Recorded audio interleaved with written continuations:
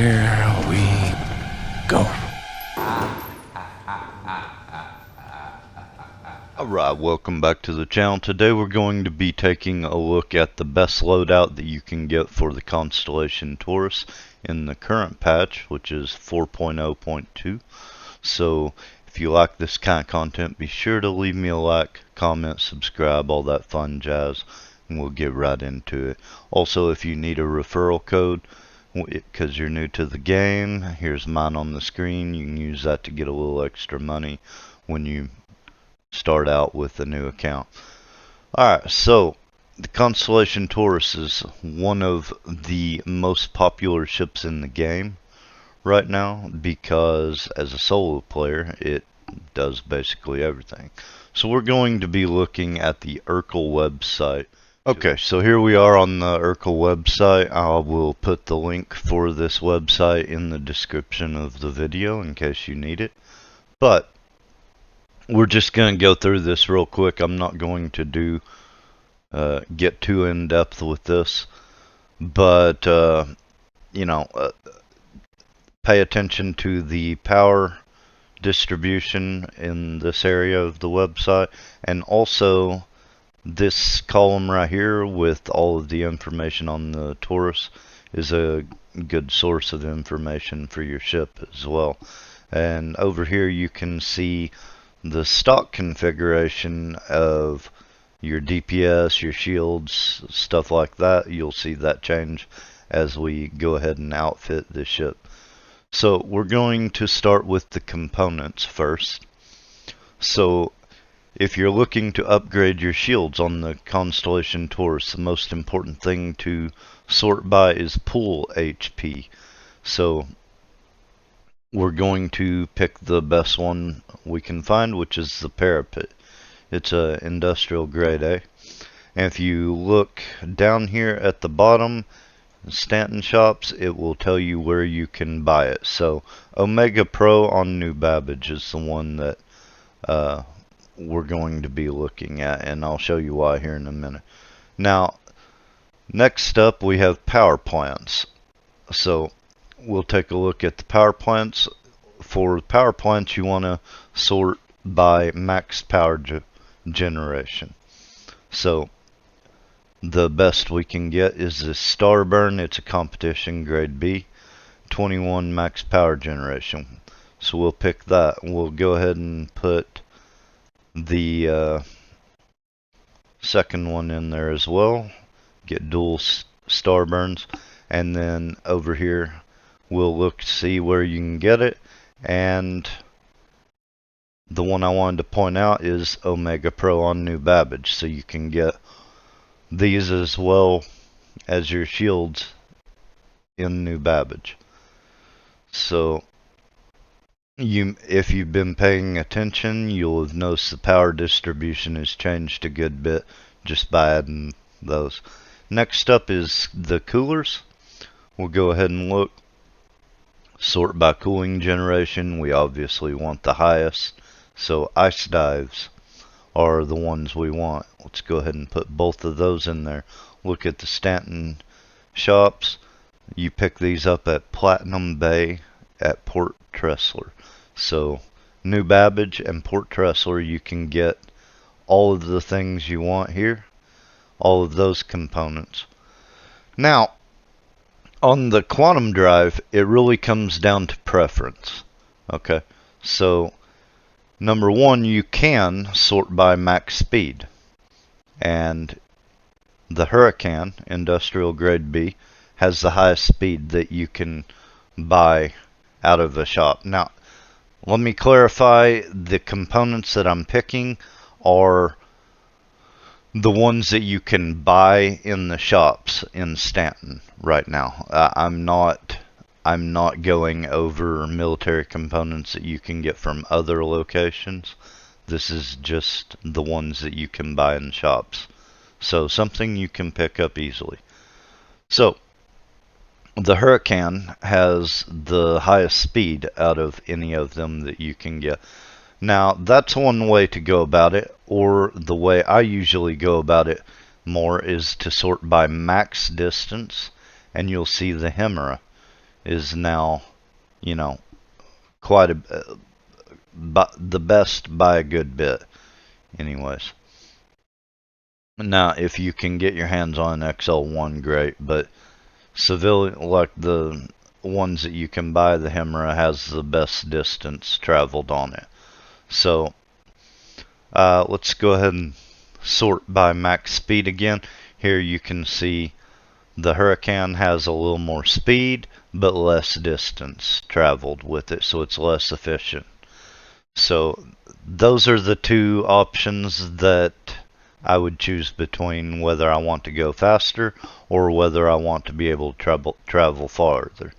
Me personally, I'm going to pick the Hemera because I just don't want to have to stop to refuel if I don't have to. So either one is a straight upgrade over the stock quantum drive on this ship though, so it's not really something to worry about. Now that's all of the components that you'll need for your Taurus. Now it's time to look at weapons, and this is where it gets, you know, more into personal preference. I personally, not being the best pilot, have trouble keeping my aiming reticle on the ships I'm fighting, especially if it's smaller ships. So the loadout that I usually prefer is M7As.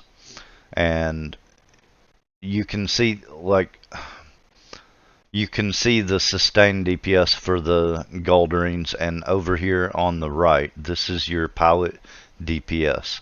2264 with an alpha of 393. So one shot with all four guns, you get 393 alpha. That's what we're looking at right now. So when I pick the M7As, you'll see that number jump up quite a bit. And this is the number that I'm looking at the most. Since I say I'm not the best pilot and I have trouble keeping the aiming reticle on the target all the time, the sustained DPS doesn't matter to me as much as when I do hit the target, I want it to hit hard. That's my line of reasoning. A lot of people don't follow that, but that's the way I do it. So now let's look at the way everyone else will probably look at it. You've got sorted by burst DPS. The attrition 5s are the best, you know, with in regards to burst DPS. So we're going to pick up the attrition 5s. This is the loadout that 95% of people will go for with their Constellation Taurus. I'm not going to argue with it. It is a very solid loadout. Just because I myself don't prefer to use it doesn't mean that I disagree that this is a very good loadout. So you can see the DPS has jumped up significantly. The alpha is even better.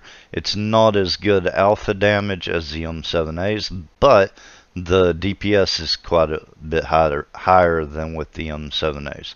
So whichever route you decide to go with that, that's up to you. Another thing, when you're looking at this website at your weapons, there are a few things that you want to look at in regard to the weapons. Number one here is fire rate.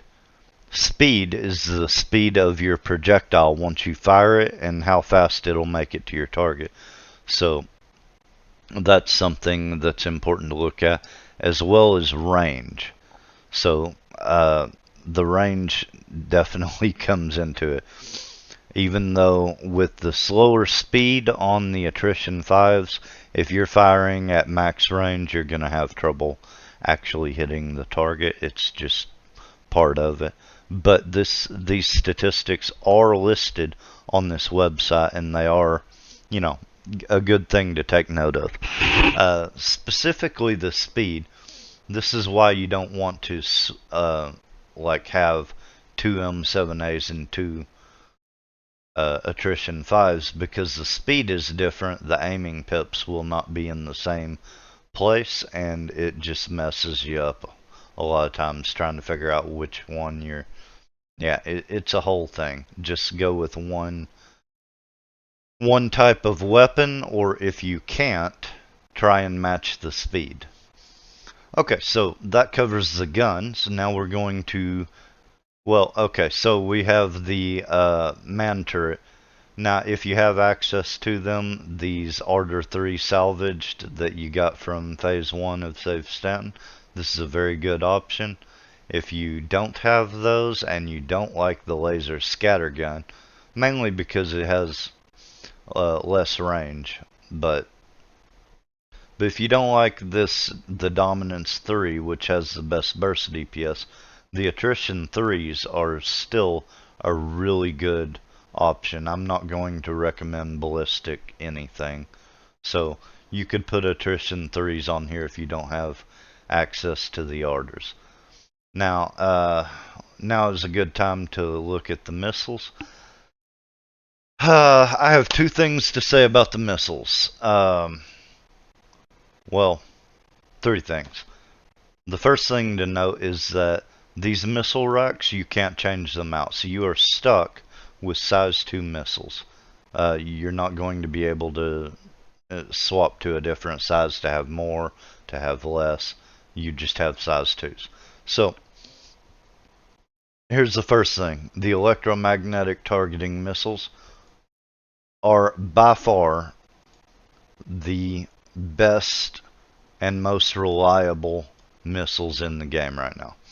So we switched to all size or all Dominator 2s, and our missile payload damage goes up quite a bit.